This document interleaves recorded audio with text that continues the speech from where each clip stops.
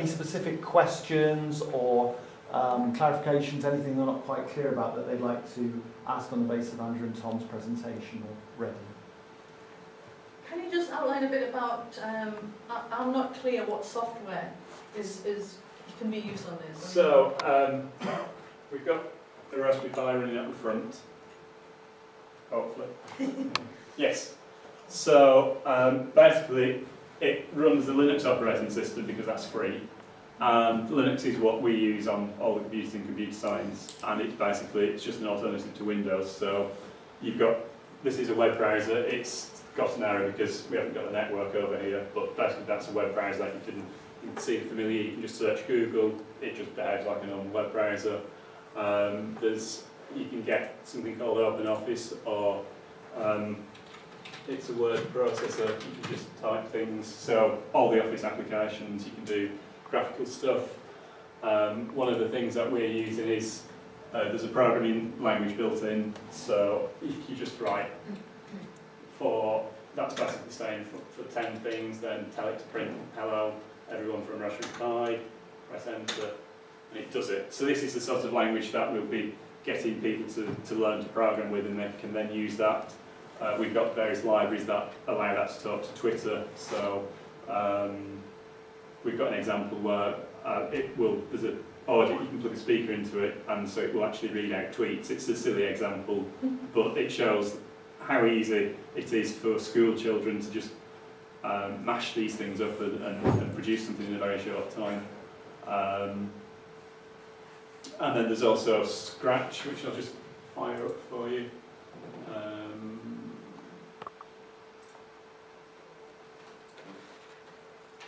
And this is a graphical programming language, so if you need it to do some particular task, then you can assemble various blocks together, so you can...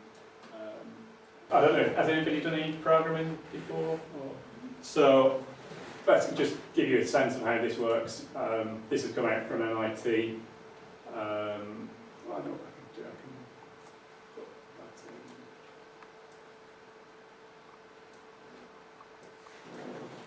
in. So, this is probably the simplest problem. You can get, when the flag's clicked, move forward 10 steps. So, the cat just moves a bit when I click on it. What I can do is put in controls. So, so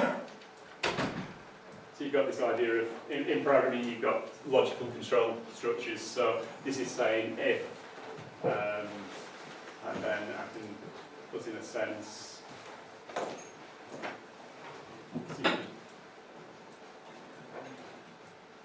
It's very difficult to see from where I'm. So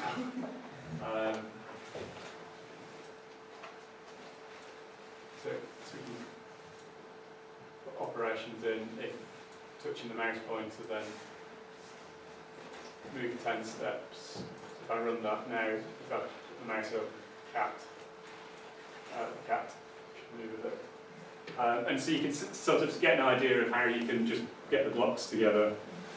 So this, then we've got some other blocks which say turn on the switch on this board, and therefore if you've got something connected to this board, then through that interface you can control it. It was also take sensors, so you can build with that sort of control structure. You could say something like, if the temperature is this thing and the humidity is this thing, then turn the tap on and it will water plants, or that sort of thing. And it's quite easy to just build programs together, either in that or the other demo I gave you, which is a text thing, that's Python, so they're both sort of similar things. Yeah, so we've got 3 levels of programming. This is sort of entry level, teaches the logic, but sort of safe, and you can just drag and drop.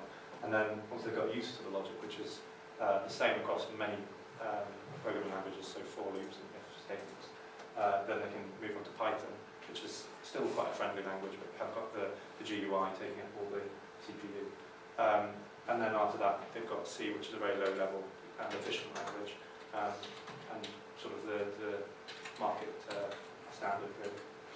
But just to be clear, it's not software that's the unique selling point here, because this software can run on any platform, any PC that's around. So I'm trying to think about what's the unique selling point around which we are might be thinking about applications, it's low cost. Of course, the obvious one is it's ultra low cost. It's Yeah. becoming close to essentially almost a disposable Yes.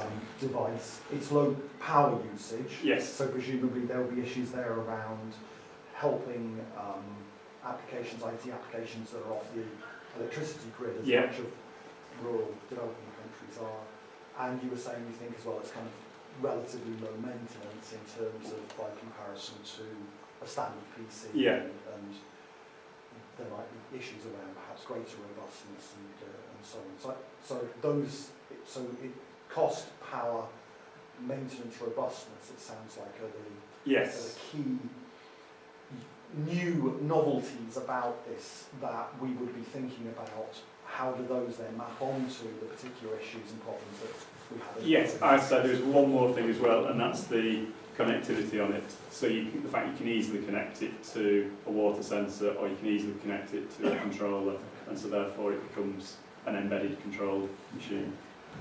Just to say more about the cost. So selling price is $25. In the volumes that it's shipped, then it will drop down to just a few dollars, so it becomes more affordable. Power, this takes about 2 watts. A desktop PC takes 200 watts. So you've got a factor of 100 power reduction. Like I was saying, yes, there's you can easily, with no special tools or other interfaces, connect sensors and things that will actuators which will respond to that. And one of the key issues in development informatics is that the original model we started with about 10 years ago was the internet-connected PC, the Telecenter model from Northern Europe. Yeah. The problem with that, high cost, high maintenance, and didn't really fit in with the realities of developing countries. But the mobile is now pretty well close to ubiquitous.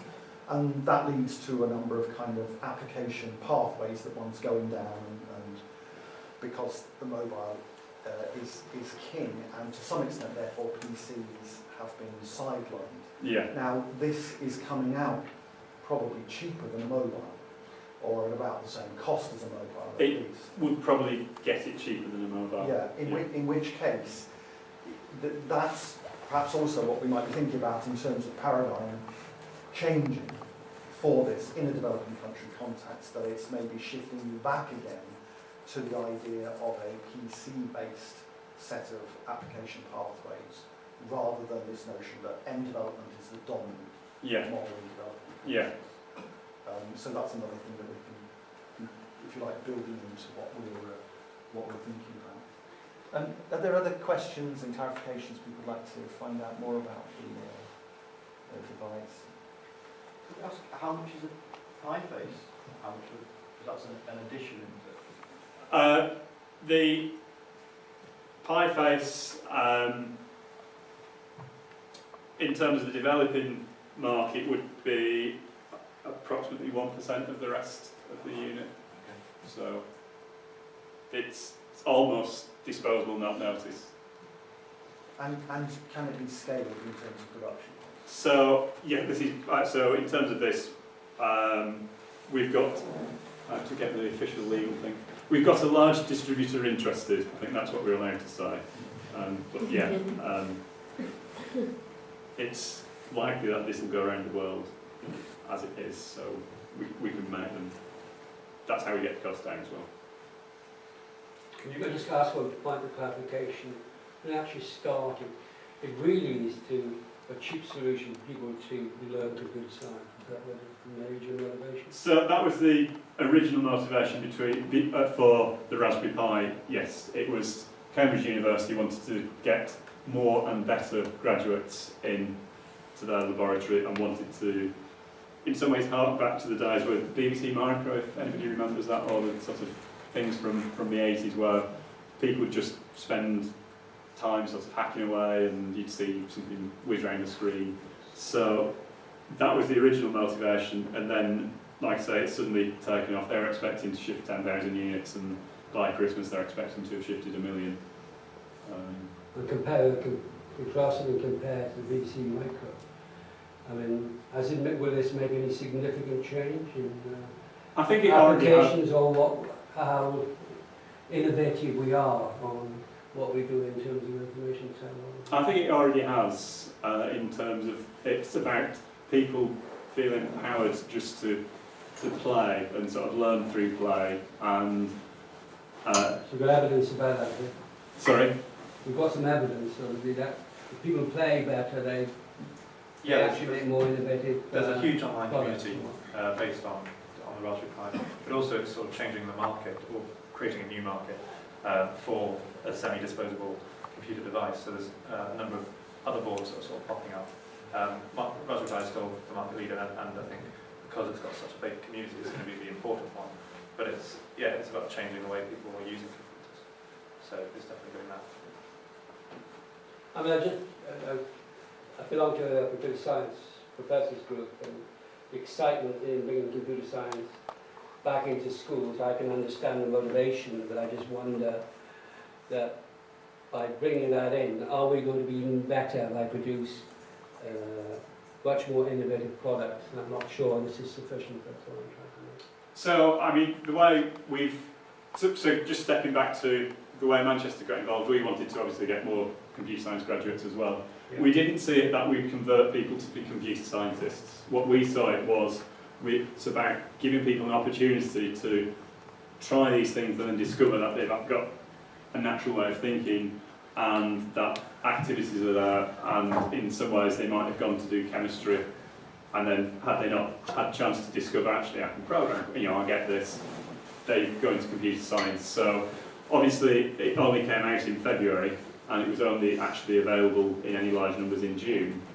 So we're not going to know for a few years whether or not it's actually impacted in terms of undergraduate admissions, but it has changed the market. There are a large number of boards coming out. There's also a lot more interest in programming, and some of the conversations which we're having we would never have had if it wasn't for the Raspberry Pi. So therefore it's making an impact, and you're not going to measure an exact outcome for a few years, but there's just the fact you're having discussions with people, then you can say, well, it's changing, it's creating potential, and that wouldn't exist without a Raspberry Pi.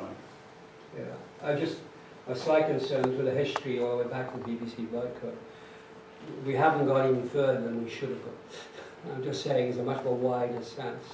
And I'm doing some research into Roche at the moment to look at how IT managers are going to change their perception. But one thing which is coming out is some of the American IT managers in some ways have a much more innovative view of using technology. And I just wonder if we just go back by using this. Computer science is not the solution. It's part of the solution. It's a much more broad picture. That's my commentary. Sorry, I'm not sure. So you're suggesting that what would be different? I'm just saying we need a much more wider sense by using the technology, but be innovative, more business sense, what can we do as well? I just think the question is, when the BBC Micro came in, it was a lot of excitement, but a lot of things didn't grow. I understand that some of the computer science scientists get concerned that in some ways it went more in terms of tools and so on. And I appreciate that view, but I think if we're going to use more in terms of comfortable by using and adaptable in this technology, but also to use in a much more in terms of business sense, what can we do as well? Yeah. And it's the worry that which I have. Because, are we going to repeat the same history we had before? That's what I'm trying to do. I think in some ways the evidence of the BBC Micro as well is that gave people the initial first steps, and that gave them the skills. So the people that have got the skills that are needed in terms of delivering some of these projects can trace it back to the BBC Micro, and then there has been a drop in people with those skills. And therefore, yes, I think what you're raising is an important issue, and it's about getting the technology for applications and real world stuff. It's not just raw skills. One of the things we like to think about the Raspberry Pi is it's an embedded computer, and that's how you can embed it within practical applications. So one of the things we've got a project concerning nature. So people that might not be computer scientists have got a project where they might want to monitor wildlife, and they can then go to computer science, find out what the tools they need, and they're comfortable using those tools, and then they can use that to improve their particular sort of aspect requirement with it, which is measuring birds or whatever. So it's not about saying we're going to get a whole lot of people doing computer science. It's about saying we'll get a lot of people that are aware of computer science in the same way that people are aware of how physics works, and then they can use that in their everyday lives or in other areas. And you can see that from a revolution that's already happened called the Arduino, which is a small microcontroller. So the Arduino's been around for a good few years now, and you see more and more people, sort of creative types, using it for installations. And there's a whole host of communities based on the Arduino that aren't computer scientists, that aren't sort of computer orientated, but they, because of what they want to create in their art, they're becoming sort of literal in these sorts of computers. Well, I appreciate your view, and I think you're right, but the excitement of getting computer science back into schools, you know, it's a much more wider problem, and that's what I'm trying to make. No, no, sure. I think Elise, it's- did you I've got a question about the physical element of it, because if you're going to be making applications and sticking it out in the desert, in the sand, and in near water, or where people are drinking, how tough is it? So this is, as a bare board, it's fairly tough, but there's a case for it as well. That's coming out shortly. And due to the nature of the project, loads of people developing cases as well, so you're getting the whole range of sort of use and functionality from those different cases. But yeah, so there's an injection molded case which will go around it. Can you tell us something about the process on the board? Um, How it compares with other Yeah, so the commercially available products? processor on the board is fairly, it's not cutting edge, because that way you can keep the cost and the power consumption down. In terms of graphics performance, it's somewhere between a PlayStation 2 and a PlayStation 3. In terms of applications, it's not in the same league as a desktop PC, but most of the processing power in your desktop PC you don't use. So if you want to try and run AutoCAD or some sort of really sophisticated package, it's not the platform to do it. But it is a good desktop for just standard day-to-day browsing the web, or, well, it's probably a similar processing power to a mobile phone, really. And it uses a similar chip, so it's got an ARM processor, which is in most smartphones. Okay, I'm going to take you a bit outside your comfort zone, which is normally in seminars we just sit back and just listen, we don't have anything to do. What I'm going to do is to ask you to split into groups of 4 and take 10 minutes just to think about what you think would be the top application of the device. What would you prioritise as the top application of the device for a developing country market? So you're 4, and you are 4, and you are very neutral. We've got a team. Yeah, you've got 2 grads. So you've got 3, 4, that's fine, and 1, 2, 3, 4, that's fine. So if you want to just move yourself together and spend a little time thinking about discussing what you would have as the top priority for the device in developing country market. If you've got any questions for either Andrew or Tom while you're discussing, just grab them and call them. About various issues to do with, started talking about education, because I'm from the School of Education, so I'm sort of thinking about it that kind of way. I wondered about issues to do with peripherals. You've got a very cheap core processor, but what about the cost of all the peripherals? So if you're going to put those kinds of things in schools, what about the monitor, what about the keyboard, what about the mouse? So that kind of, that increases it from $25 to, I'm not quite sure what, but anyway, that's the sort of issue that I came up with. We started talking about sort of working with small businesses and with farms, and we also talked about various other things. We were just sort of talking around the issue and saying, in what way is it different from what you could do initially with a mobile phone, and how do we differentiate between that? Does it really have a kind of core difference? Another thing we talked about was like training business skills. So if people can learn within a school context about, applications, standard business applications, then that can be transferred into the workplace, because that's a big issue in terms of people's literacy. They just don't have, they have mobile literacy maybe, but they don't have regular business skill type information technology literacy. And so when they move from school into the business world, they don't have those skills. Was that other things we talked about? We said that it's got too many possibilities somehow, because it's going to be depend on the application, what kind of application it's going to run, because it already offers operating system. So you can develop, and it's open source as far as I know, so you can develop any kind of application to be running, and it's very cheap software. So in a way, it's very good and very exciting, and in a way, it doesn't have clear goal. So we were discussing with mobile phones as well. So mobile phone at the beginning, you know what it is, you know what to do. It's cheap, it's needed. But with Raspberry Pi, it's basically too many. So if you've got a kind of focus on say education, you can definitely see the benefits. For a lot of things, basically too many. We were just talking too many different things actually. So it was quite difficult to pinpoint. That's part of why we're here. Yes. It's a solution looking for problems at the moment. And clearly, we've come at it as many of us know, this is coming from a very technocentric direction, which is clearly not what the long would necessarily take. But that's what's really great about the fact that we've got this whole continuum of expertise in Manchester, that we've got, right from the kind of coalface of people actually getting on and using ICTs and working with them in developing country context, right up to cutting edge technical innovation as well. And the difficult job is plugging those two things together, exactly as you say.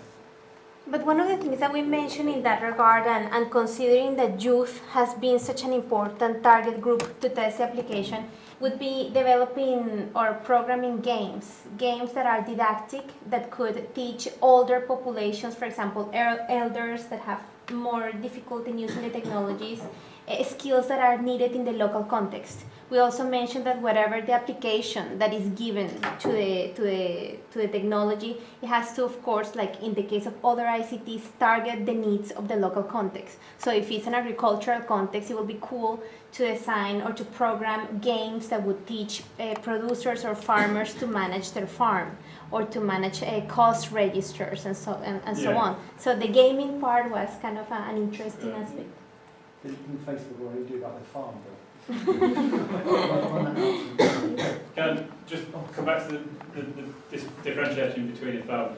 In some ways it's very similar to phones. The difference is, and in some ways a breakthrough, to buy this chip, it's very difficult to buy this chip if you're not somebody like Apple or HTC or some of the people that make phones.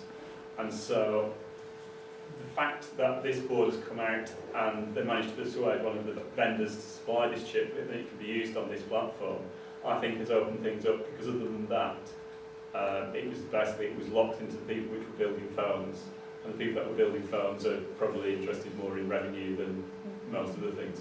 So I think that might be something worth considering as well, the supply of the components that you need. That even if we wanted to develop this at the start of the year, we wouldn't have been able to do it because nobody would have sold us the chip on it. And I think Raspberry Pi has changed that, so that chip is now available more so, and it's the same chip which is in mobile phones. That might then impact mobile phones, and it might be somebody who builds more of a community-driven mobile phone as opposed to the big manufacturers which have definitely got the Western market in mind. And I think there might be more convergence between this and mobile technology. And I mean, I think what's interesting, it's kind of like, it's filling a very interesting space between above a smartphone and below a tablet or a netbook. It's kind of like an ultra smartphone, or an ultra low cost netbook. And the other thing I was thinking about Chris's work as well, and sort of how is this going to pan out in the back streets of Nairobi? And you could readily see people kind of getting to grips, not with the real depth of the technology there, but certainly with the sort of some of the applications and being able to, almost solder some extra bits on and make it work with lots of different, with other kits. Those are skills that can be fairly readily picked up in the informal sector. And we've already seen that in Chris's work in the mobile phone arena, but this is probably, it opens up technology probably even more than mobiles do, because to some extent they're relatively kind of locked down. You can't fiddle around with them in the sense that you really can do with that.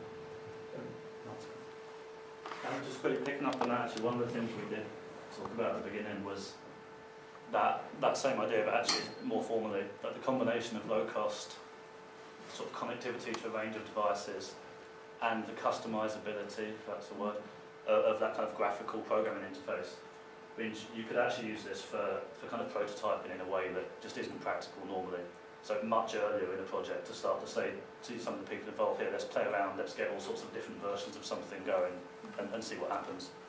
Rather than normally you're having to take things a lot further and then go back to a professional developer to get things done. And I think that potentially could open up all sorts of different opportunities.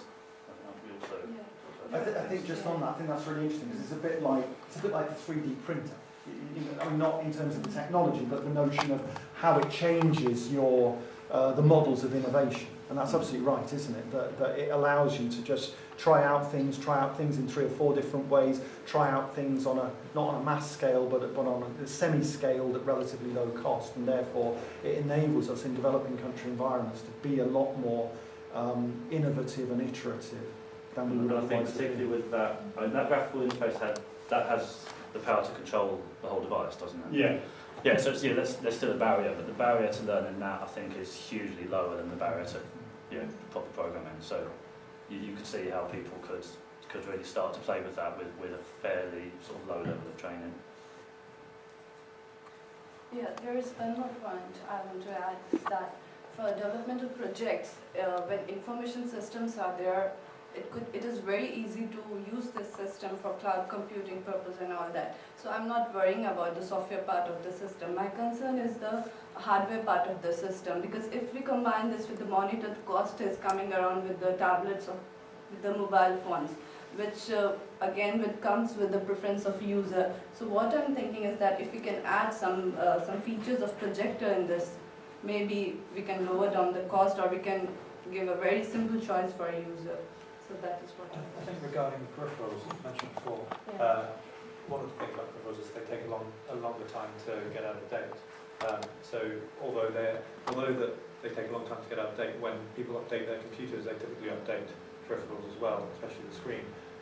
Even at university, we find this that the School of Computer Science we've just got rid of like 75 computers. So although shipping is obviously going to be an issue, there are plenty of peripherals out there, and it uses USB, and it's been around for years. It's just about getting the peripherals there. And one of the reasons that a lot of people don't donate their computers to the developing world is because you can just read the hard drive even if you clear it and get bank details. But if you're not giving the tower, you're just giving the keyboard and the screen, there'll be a lot less stigmatism towards donating something, if not everything. And there's, I was reminded of one of the TED Talks of, I think, Svine Venkataraman, who comes from the Copenhagen group Frugal Digital, and they're working on a number of these sort of peripheral issues. So I'm reminded that one of the technologies they're working on is a very low-cost projector.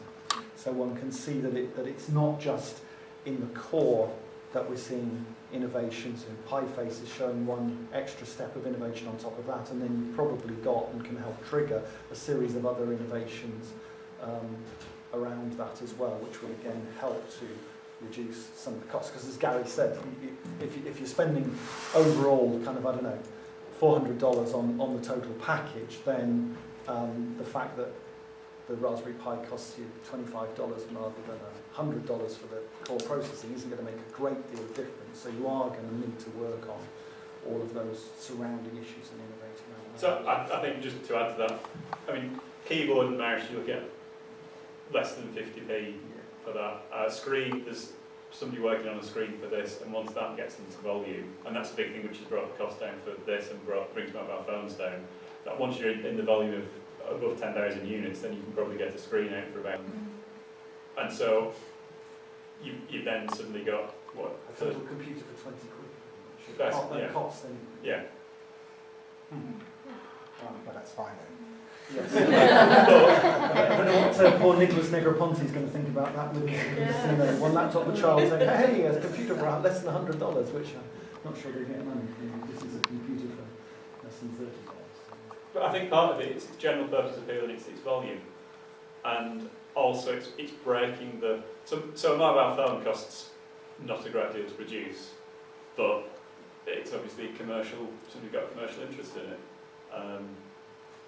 Sorry, that's unfair. The physical cost of raw materials for a mobile phone probably isn't that expensive, the software development, but with this being community and with large numbers of units, that's how the cost gets down, and therefore its potential, if you shift the volume worldwide, then...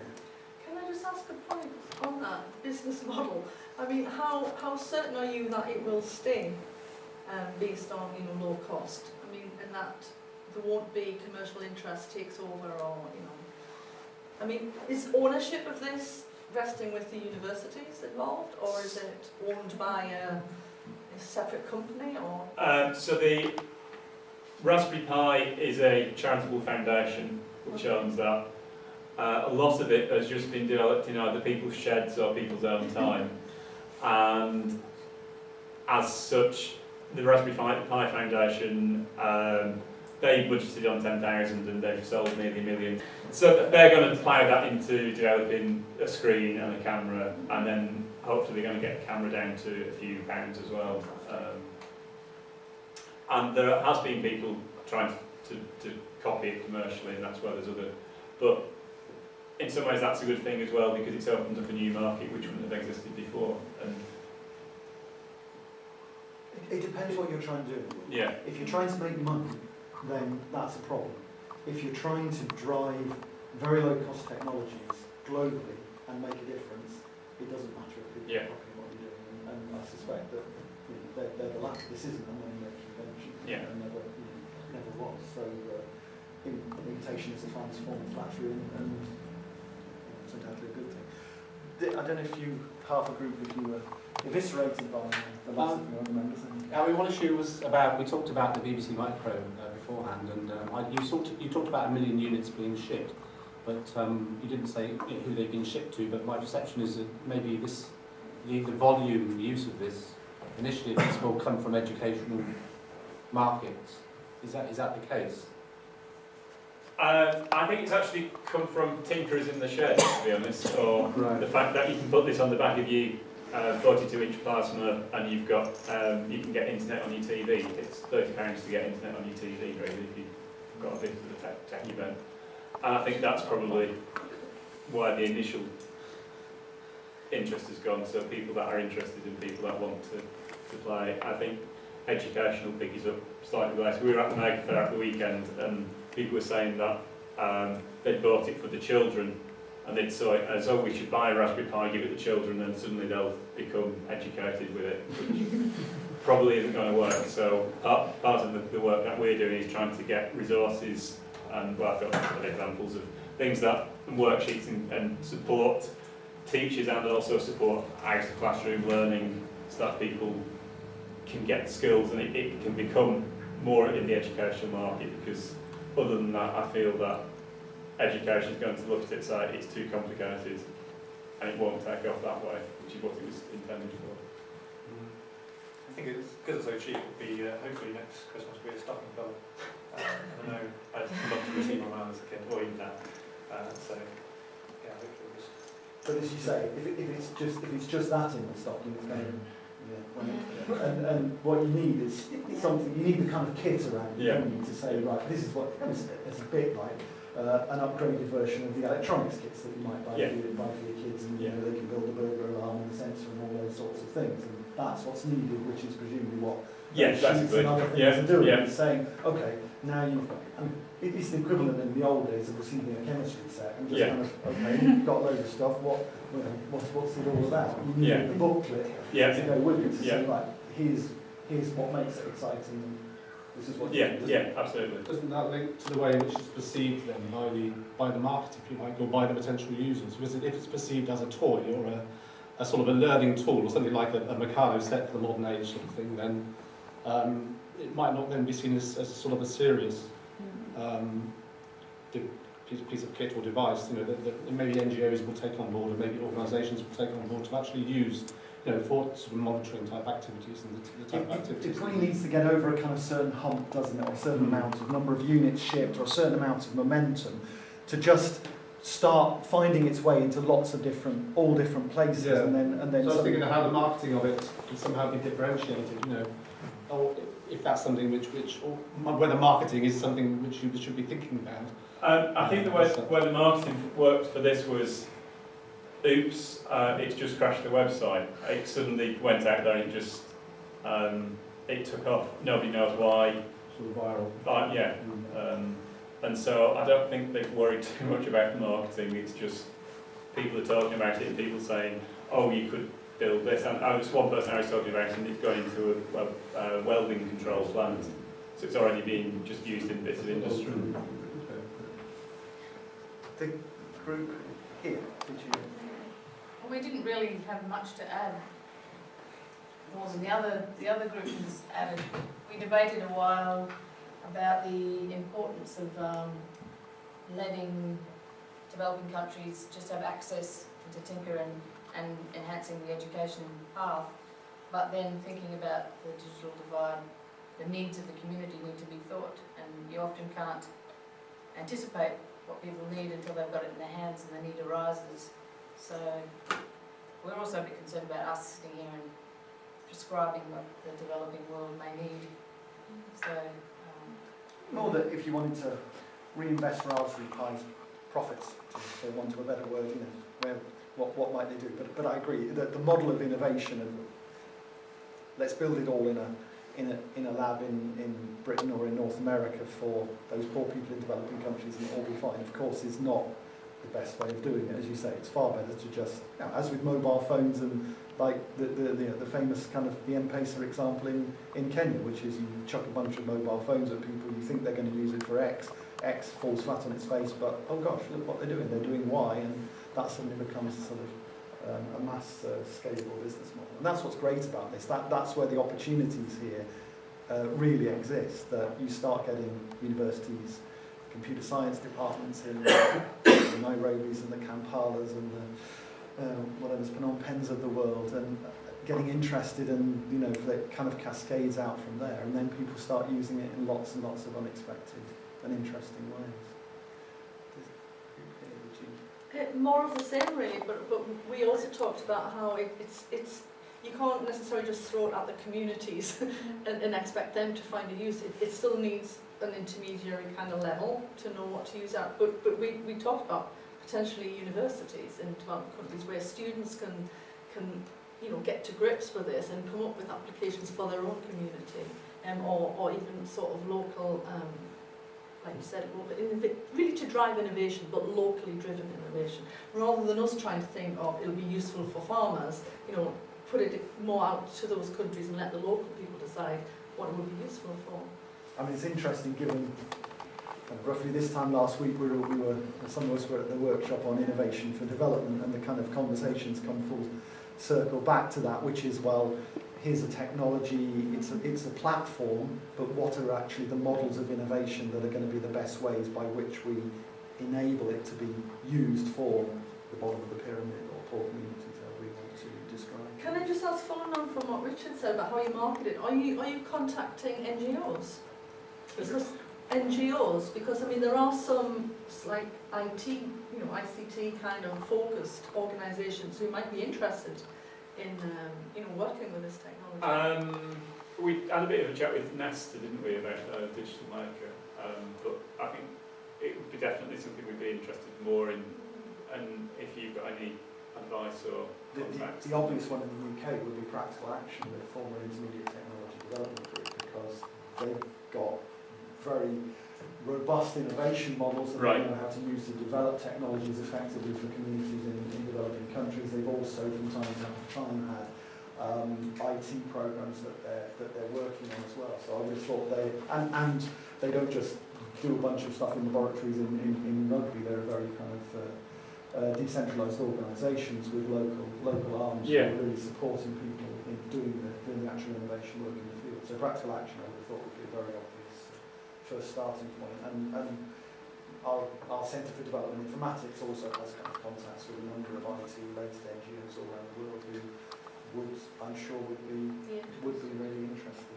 in this. Did you? It's always terrible going last. Did you want to add anything to that, sorry? Well, we're talking about the programming that we are is interesting. Mm.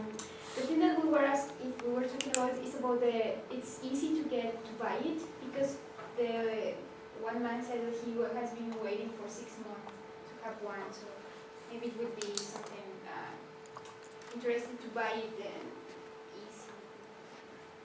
Yeah, I mean, at the moment it's gone out to developers, which is great because you've got the community, you've got people showing you what you can do with it.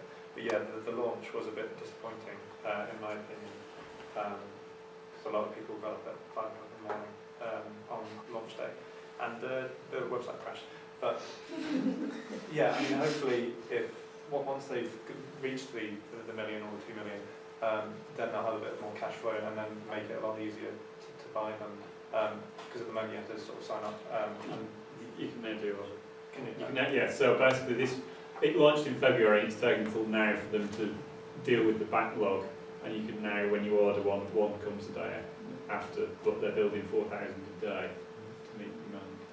So, I mean, you're disappointed, but possibly we wouldn't be where we were if there wasn't the interest and there wasn't the volume. They have, as long as you've sort of got the right intentions and the right volume, I do think that it is a sort of open source, so I think you can contact them and get some of the plans, maybe not all of them, and then start developing and maybe making clone boards. So hopefully, as long as it's got the same functionality, we get a lot more people sort of jumping on I that. suppose that follows on from the innovation, so you can use it as a standard platform to innovate, and then if you need to specialise it, then you can get the details and you can drive it that way. Okay, I'm aware it's gone through. So I think it's although we're not supposed to be technocentric, I do think it's a really exciting innovation. I think there's lots of possibilities around international development and innovation within and for developing countries. So thank you very much to Andrew and Sue.